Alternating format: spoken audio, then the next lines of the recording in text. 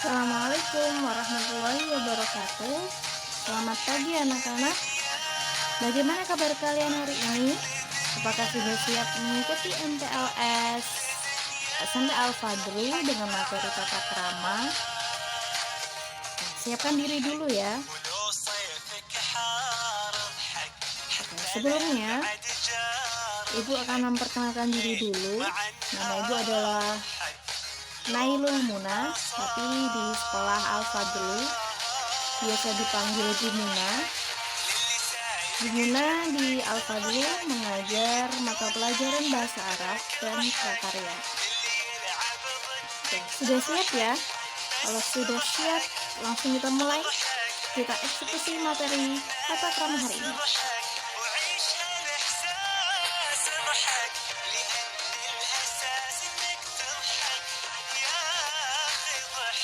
Apa itu tata krama? Ada yang sudah tahu? Oke.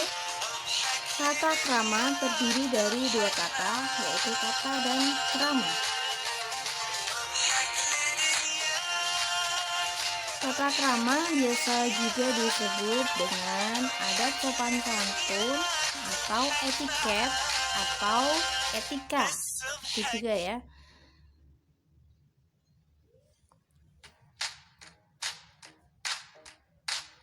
Etiket atau etika, tata krama itu sudah menjadi bagian dalam hidup kita sehari-hari. Contoh, pada waktu kita masih anak-anak ya, atau masih kanak-kanak, orang tua kita sudah melatih kita bagaimana jika kita mendapat pemberian dari orang lain, itu harus dengan menggunakan tangan kanan dengan wajah yang menyenangkan, dan jangan lupa mengucapkan terima kasih. Itu adalah salah satu contoh tata krama yang terkecil yang kita pelajari dalam kehidupan sehari-hari. Orang tua kita juga melatih kita untuk makan, minum, menyapa orang-orang di sekitar kita, memberi hormat, dan berpakaian dengan menggunakan tata krama atau sopan santun. Nah, dari situ lama-kelamaan tata krama menjadi suatu kebiasaan yang harus kita lakukan dalam kehidupan sehari-hari.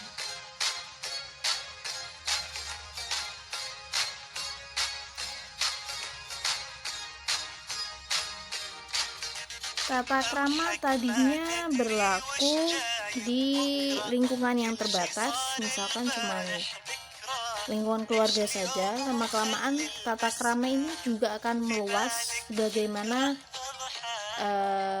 kita yang tadinya hidup hanya di lingkungan keluarga saat bayi, kemudian akan hidup bersama tetangga, kemudian bersekolah, menjumpai guru dan teman-teman. Itu juga ada tata kramanya masing-masing ya.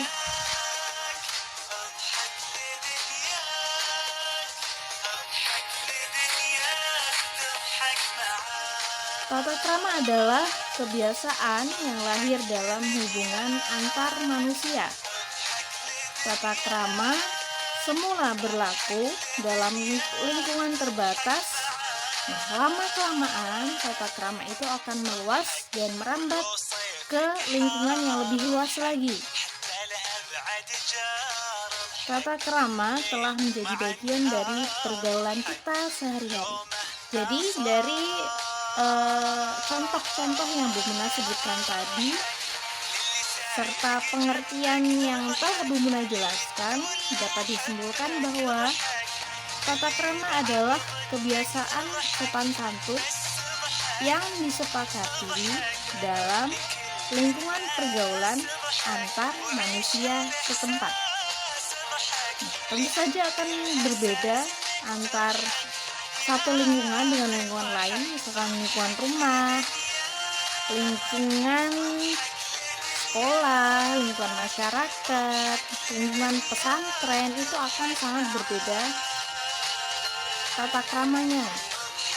Berbeda di sini bisa dimaksudkan adalah cara kita memperlakukan orang-orang di sekitar kita tersebut khususnya di pesantren itu tentu akan sangat mengutamakan yang namanya tata krama atau sopan santun. Oke, lanjut ya. Nah, apa itu macam-macam tata krama? Ada berapa ya secara umum? Tata krama itu dikelompokkan menjadi dua macam saja. Yang pertama tata krama dalam pergaulan, dan ada juga tata krama dalam berkomunikasi. Lanjut ya. Ini ada kunci pokok dalam komunikasi. Kuncinya ada 3. Yang pertama, perlakukanlah orang lain sebagaimana kita atau Anda ingin diperlakukan. Jika Anda atau kita ingin diperlakukan dengan baik, dengan sopan oleh orang lain, maka kita juga harus memperlakukan orang lain dengan sopan. Misalkan, saat ada teman kita meminjam barang dari kita, kemudian tentu saja kita ingin meminjamkan barang tersebut ya, asalkan jika teman kita meminjamnya dengan cara yang sopan, yang baik ya, tidak diam-diam saja terus diambil, itu kan tentu saja tidak kita inginkan. Nah, itu salah satu contohnya. Jadi kalau kita ingin teman kita meminjam barang dari kita dengan kata-kata yang sopan dan cara yang baik, maka kita juga saat ingin meminjam barang dari teman kita ya, entah itu buku atau bolpen atau sandal ya, karena di pondok nanti kan mesti sangat kehidupannya itu kan sangat selalu berbagi ya. Nah, itu maka kita juga harus menyampaikan bahwa Mas atau Mbak gitu ya, saya boleh pinjam sandalnya enggak? Kebetulan sandal saya baru putus nih. Nah, seperti itu ya. Terus belum dikirim lagi sama bapak ibu, belum bisa beli sandal lagi. Nah, itu sampaikan kepada teman kalian dengan cara yang baik bahwa kalian ingin meminjam sandal. Seperti itu. Sampai di sini bisa dipahami ya. Nah, selanjutnya setiap orang itu ternyata memiliki perbedaan ya. Jadi kita harus saling menghargai, tidak boleh saling menghina. Misalkan, apalagi ini ya, sangat penting sekali saat di pondok pesantren nanti kita kan akan bertemu orang-orang itu banyak sekali macamnya, dari satu daerah, bukan dari daerah Kendal saja ya, karena SMP kita berada di Kabupaten Kendal.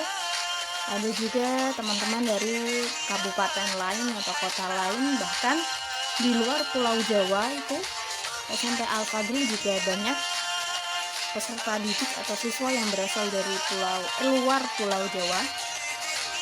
Tentu saja itu kita akan menemukan banyak sekali perbedaan, entah itu dari tutur kata, dari cara berpakaian ya, atau kebiasaan sehari-hari, itu kita akan menemukan banyak sekali perbedaan.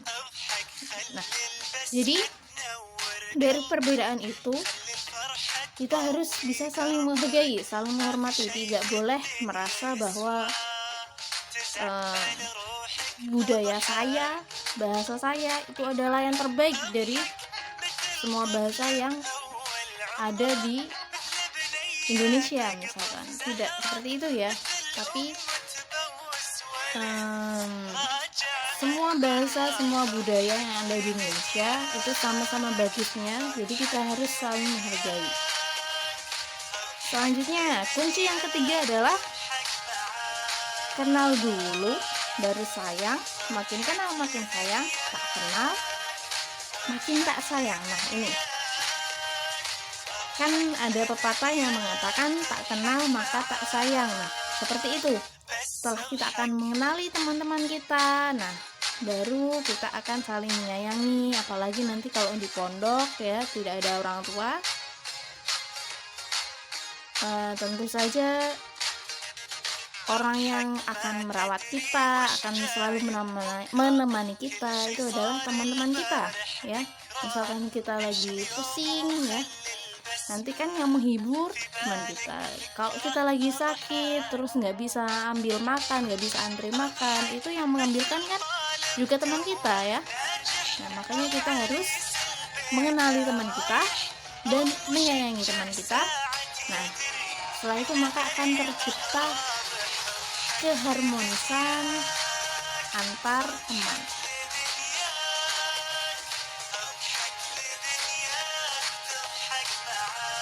Selanjutnya ada beberapa tata krama yang harus kita perhatikan saat berkata.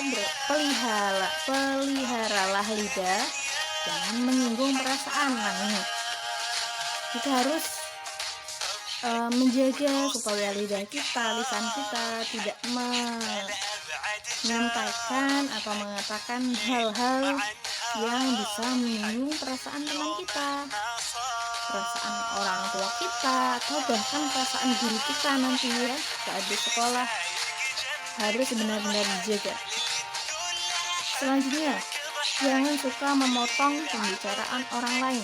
Jadi kalau kita sedang mendengarkan orang lain berbicara, jangan sampai kita memotong pembicaraannya. Dengarkan dulu baik-baik ya. Setelah itu baru kalau orang tersebut sudah selesai menyampaikan segala sesuatunya, baru kita boleh bertanya. Nah, seperti itu, jangan sampai memotong ya, karena ini juga penting sekali saat pembelajaran di kelas nanti mungkin, atau di pondok ya saat ngaji. Kalau ada guru sedang menjelaskan, ustadz sedang menjelaskan tentang materi pelajaran, tentang ilmu-ilmu ya, pengetahuan, wawasan ya, perhatikan dengan baik. Jangan sampai kalian memotong pembicaraan guru, karena itu akan dinilai tidak sopan ya. Selanjutnya, perhatikan Anda berbicara dengan siapa. Nah, ini juga penting. Kalian juga harus bisa membedakan saat kalian berkomunikasi atau berbicara dengan teman ya, itu tata keramanya seperti apa. Saat berbicara dengan orang tua, tata keramanya seperti apa. Kemudian saat berbicara dengan para guru, para kiai, itu seperti apa, tata keramanya itu akan berbeda ya. Jadi harus diperhatikan, jangan sampai saat berbicara dengan guru itu kalian malah cara menyampaikannya itu sama saat kalian berbicara dengan teman kalian. Itu namanya tidak ada tata krama ya. Jadi harus diperhatikan baik-baik. Saat berkenalan, hendaklah kedua belah pihak saling menyebutkan nama, saling memandang, berjabat tangan, dan tidak mengayun-ayunkan tangan. Ini juga penting saat kesan pertama kita berkenalan dengan teman kita. Saat bersalaman, pandanglah wajah teman kita, kemudian tersenyum. Jangan sampai saat bersalaman malah wajah kita berpaling, karena itu akan sangat menyakitkan ya tentunya. Coba kalau kalian tidak percaya, kalian bisa coba sendiri. Saat kalian bersalaman dengan orang lain, misalkan dengan teman kalian yang sama jenis ya, jangan yang lawan jenis, itu kemudian teman kalian diajak bersalaman tapi malah wajahnya berpaling, tidak mau memandang kalian, tentu kalian akan bisa merasa tersinggung ya kan. Nah, seperti itu. Selanjutnya, cara menggunakan pakaian. Nah, ini juga penting saat kalian di pondok, karena kalian di pondok sekali lagi tidak ada orang tua ya, yang ada adalah para guru, para ustadz, para pengurus pondok dan teman-teman. Nah, Jadi kalian harus benar-benar memperhatikan cara berpakaian kalian. Misalkan kalau di rumah nih ya, karena masih SD, kebiasaan kalau mau ganti baju masih diambilkan orang tua. Nanti kalian saat di pondok harus bisa mengambil pakaian sendiri, menata sendiri, ya, menyetrika sendiri misalkan. Kemudian menjaga pakaian kita ya supaya selalu rapi, itu kalian harus sangat memperhatikan. Kalau pakai seragam sekolah harus dimasukkan pakai dasi, pakai ikat pinggang hitam. Nah, ini penting ya. Untuk yang santri putra itu harus seperti itu. Kemudian kalau untuk santri putri itu pakaian harus dikeluarkan. Jadi bajunya dikeluarkan dan jilbabnya itu besar, menutup dada. Jangan sampai jilbabnya diangkat-angkat. Itu tidak boleh ya. Pada waktu olahraga pakailah pakaian olahraga. Nah, ini sering sekali anak-anak kadang itu, mohon maaf, kurang memperhatikan ya tata krama berpakaian. Jadi kadang ada anak yang waktu pembelajaran di kelas itu malah pakai kaos olahraga, tidak ganti baju. Nah, ini kan tidak sesuai dengan kondisinya. Kalau sudah di kelas, sudah ganti mata pelajaran lain, tidak boleh menggunakan kaos olahraga, karena kaos olahraga kalian juga tentu saja sudah banyak keringat ya, jadi bau, nanti akan mengganggu teman-teman yang lain ya. Jadi ganti baju dulu ya, ganti baju yang seragam, baru boleh masuk kelas lagi dan mengikuti mata pelajaran yang lain. Memakai pakaian harus cocok dengan situasi dan tempat. Nah, ini juga penting. Seperti yang Bu Muna sampaikan tadi, kalau kalian saat pembelajaran di kelas ya pakailah seragam yang rapi. Untuk laki-laki baju dimasukkan, pakai ikat pinggang, pakai peci ya, pakai sepatu yang bagus. Nah, ini juga penting, sepatu. Jangan sampai kalian lupa memakai sepatu ya.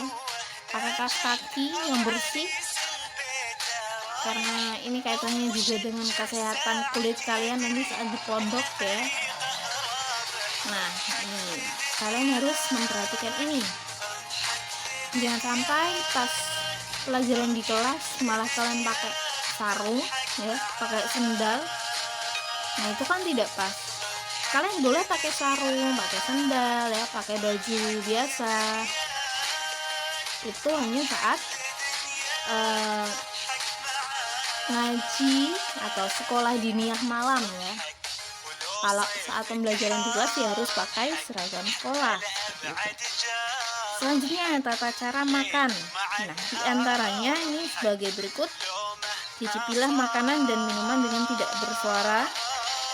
Nah, santri hendaknya tertib saat mengantri jatah makan, karena nanti saat di pondok itu kan makannya itu kan dijatah dari pondok ya. Jadi harus antri itu harus tertib ya, nggak boleh antri sambil dorong-dorong temannya, tidak boleh. Jangan sampai seperti itu ya, nanti malah makanannya jadi tumpah dan nggak jadi makan. Harus antri dengan disiplin. Selanjutnya, ambillah secukupnya, jangan sampai kalian ambil sebanyak mungkin ya, sampai-sampai teman kalian nanti tidak kebagian. Nah, itu kan kasihan teman kalian. Bagaimana kalau kalian posisinya sedang berada di teman kalian itu kan tidak kebagian makanan, pasti kalian akan sedih, kelaparan ya. Nah, jangan sampai seperti itu. Nah, ini jika batuk pada waktu makan, tutupi mulut. Nah, apalagi kalau sekarang ya kaitan dengan penyebaran virus corona, kalau kita batuk itu kita harus menutup mulut kita, bahkan tidak cuma saat makan. Bayangkan deh kalau kalian lagi makan, kemudian kalian batuk, tidak ditutup mulutnya, itu pasti kan makanannya muncrat semua ke teman kalian ya. Karena kalau di pondok itu biasanya kan kalau makan itu bersama-sama, kecuali kalau nanti kita sudah kembali ke pondok karena masih kondisi new normal ya, jadi makannya nanti diusahakan harus sendiri-sendiri, tidak boleh bersama teman-teman dalam satu nampan. Selanjutnya jangan lupa berdoa sebelum makan, ini juga penting ya, supaya makanan yang kita makan, minuman yang kita masukkan ke dalam mulut kita itu menjadi barokah ya, ada doanya jadi barokah. Mencuci tempat makan secepatnya. Nah ini bagian pondok ini, misalkan habis makan selesai piring langsung dicuci ya, jangan sampai piring tergeletak di mana-mana jadi kotor terus terbengkalai sampai pecah atau berbulan-bulan gak dicuci. Nah ini jangan sampai seperti itu ya, langsung dicuci setelah selesai makan. Selanjutnya, tata cara menggunakan fasilitas umum, diantaranya buanglah sampah pada tempatnya,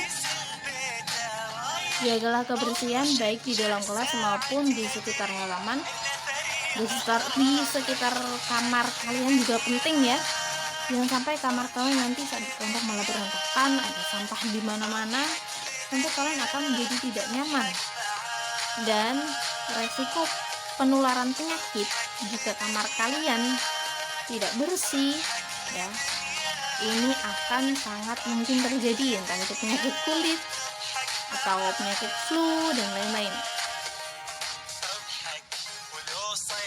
Taman umum harus ikut kita jaga kebersihannya, ini juga penting. Sopan saat berkendara di jalan, misalkan kalian sudah naik sepeda, sudah bisa naik sepeda jelas ya, atau naik motor, jangan sampai ugal-ugalan, jangan sampai naik sepeda juga ugal-ugalan ya, harus dijaga sopan santunnya. Bagi santri harus menghindari kontak langsung dengan santri yang lawan jenis di sekolah. Nah ini juga penting karena kita nanti akan hidup di lingkungan pesantren ya, jadi karena kelasnya juga dipisah antara kelas putri dan kelas putra, harus perhatikan dengan betul saat di sekolah nanti. Kalian tidak boleh saling memandang, tidak boleh apalagi bersentuhan dengan yang lawan jenis, santri putra dengan santri putri itu di sekolah tidak boleh seperti itu ya.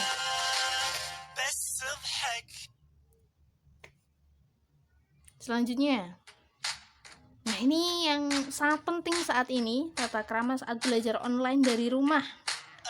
Kalian harus sangat perhatikan ini ya, karena kita saat ini juga kondisi masih belajar dari rumah, masih online semua.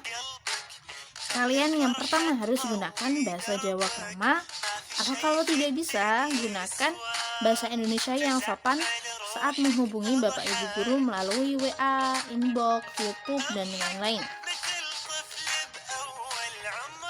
Awali percakapan dengan guru dengan menyebutkan nama dan kelas, karena tidak semua guru itu menyimpan nomor kalian ya, atau barangkali nama kalian di Facebook nanti itu namanya bukan nama kalian sendiri, kan nanti guru kan tidak mengenali, atau mohon maaf belum mengenali ya.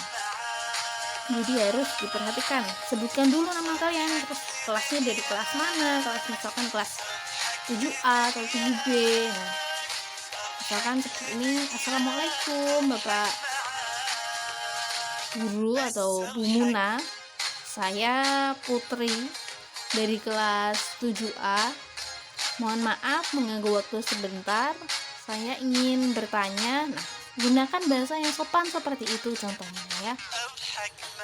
Perhatikan waktu, jangan menghubungi guru di jam-jam istirahat seperti di atas jam 8 malam. Nah ini juga penting, jangan sampai kalian jam 12 malam bayangkan nge-WA bapak guru atau ibu guru, itu namanya tidak sopan ya, tidak ada tata kramanya. Perhatikan ini, harus memperhatikan waktunya. Kalau sudah di atas jam 8 malam, jangan WA bapak ibu guru, ditahan dulu. sampaikan besok ya, karena besok juga masih ada hari. Jadi jangan memaksakan diri untuk mengirim WA atau chat atau bahkan telepon Bapak Ibu guru pada saat di atas jam 8 malam. Gunakan profil sosial media yang sopan dan menunjukkan sosok santri yang berakhlak mulia. Ini juga penting ya. Jangan sampai kalian santri tapi malah foto profilnya sesuatu yang tidak berkenan, sesuatu yang tidak sopan ya. Kemudian di bionya menggunakan kata-kata yang tidak sopan, itu juga tidak boleh. Kalian sudah menjadi seorang santri di Al-Fadlu, jadi harus diperhatikan ya. Santri itu harus berakhlak mulia. Kemudian nantikan balasan guru dengan sabar dan jangan terlalu memaksa untuk segera dibalas. Kenapa? Karena Bapak Ibu guru kalau di rumah itu juga ada beberapa pekerjaan lain ya. Tidak semuanya selalu memegang HP. Jadi jangan memaksa supaya Bapak Ibu guru langsung membalas WA kalian. Jadi ditunggu saja dengan sabar, nanti pasti akan dibalas. Seperti itu.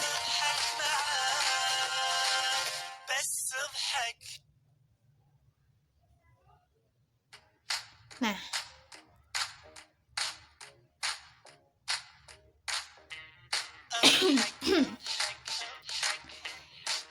di sini Bu Muna akan menyampaikan sedikit quote ya atau kata-kata mutiara dari Syekh Abdul Qadir Jailani, seorang ulama sufi, ulama tasawuf yang sangat masyhur namanya. Kalian juga pasti kenal dengan beliau.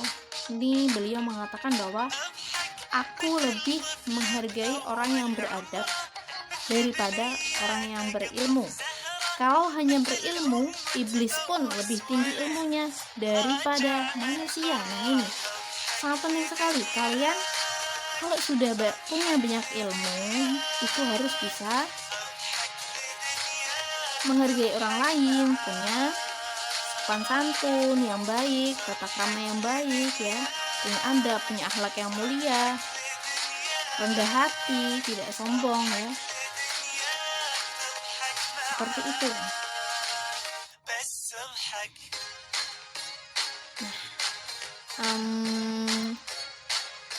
Sebagaimana pepatah bahasa Indonesia juga ada yang menyebutkan bahwa padi semakin berisi itu akan semakin merunduk. Orang yang kalau semakin banyak ilmunya itu harus semakin rendah hati, punya tata krama yang baik ya, punya sopan santun. Nah seperti itu. Selanjutnya ternyata di dunia ini tipe manusia itu macam-macam. Ada yang bilang ada manusia tipe kedondong, jadi di luarnya mulus tapi di dalamnya banyak serat, banyak durinya. Maksudnya adalah ada orang yang berpenampilan sangat baik, rapi, tapi ternyata memiliki hati yang tidak baik. Dia egois ya, suka dendam, suka marah, iri sama teman-teman ya, tidak menghargai orang lain, tidak sopan dengan orang tua. Nah itu namanya manusia kedondong. Tapi ada juga manusia yang diibaratkan seperti durian, meskipun luarnya berduri tapi dalamnya buahnya sangat tebal ya, bahkan sangat enak sehingga harganya sangat mahal. Nah itu diibaratkan seperti seseorang yang penampilannya mungkin biasa saja, tidak keren, tidak gaul, tapi memiliki hati yang emas ya, tidak kasar ya, lemah lembut, punya sopan santun, rendah hati, suka memaafkan, suka menolong ya, dan menghargai orang lain. Seperti itu. Oke. Nah, kalian di sini kira-kira mau jadi tipe manusia yang seperti apa? Apakah manusia durian atau manusia kedondong? Kalian sendiri yang menentukan. Ya. orang yang menuntut ilmu itu harus memiliki hati yang bersih, hati yang rendah hati, juga punya sopan santun. Karena apa? Ilmu itu tidak akan masuk ke dalam hati yang penuh dengan kesombongan. Diibaratkan seperti gelas yang sudah penuh dengan air. Kalian merasa bahwa kalian punya gelas dan gelas kalian sudah penuh dengan air. Apakah kalau diisi air lagi, air itu akan masuk ke dalam gelas itu? Tentu tidak ya. Tapi jika diibaratkan kalian memiliki hati yang rendah, memiliki hati yang baik, rendah hati, punya sopan santun, tata krama yang baik, adab yang baik, diibaratkan seperti gelas yang kosong. Kalau dimasuki dengan air, tentu saja airnya akan masuk. Jadi kalian harus selalu merasa bahwa saya bukan orang yang pintar, orang yang berwawasan banyak, lebih pintar dari guru saya, bahkan ada yang merasa seperti itu. Nah, kalian tidak boleh merasa seperti itu ya. Merasalah bahwa kalian adalah gelas kosong. Kalian tidak tahu terlalu banyak tentang dunia ini, tentang ilmu-ilmu. Saat dimasuk ke air, tentu saja airnya itu, ilmunya itu akan mudah masuk. Seperti itu.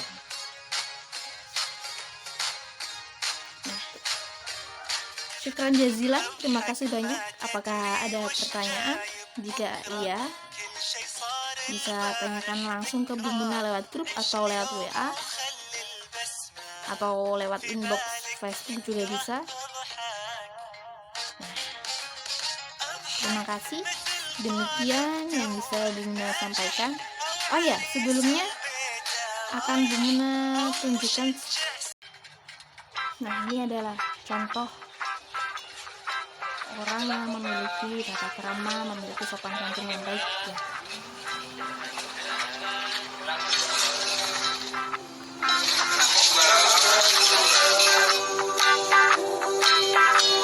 Gaya boleh gaul, tapi jangan sampai lupa sama sopan santun. Ini ya. Nah, ini juga, ini beliau adalah Abah Dimyati Rois, sesepuh kita di pondok, pendiri kita. Tentu beliau sudah banyak ilmunya, memiliki akhlak yang mulia juga, jadi kita harus selalu sopan santun kepada beliau ya. Ini juga contoh. Ini dikatakan bahwa adab itu melebihi dari segalanya. Adab itu lebih baik daripada ilmu ya. Seperti yang sudah Bunda sampaikan, bahwa orang yang berilmu, orang yang beradab, orang yang beradab itu akan lebih dihargai daripada orang yang sekedar punya ilmu tadi tapi tidak punya adab atau tata krama. Nah, demikian yang bisa Bunda sampaikan ya. Kurang lebihnya Bunda mohon maaf. Wallahul muwaffiq ila aqwamit thoriq. Sampai berjumpa lagi nanti di sekolah. Wassalamualaikum warahmatullahi wabarakatuh.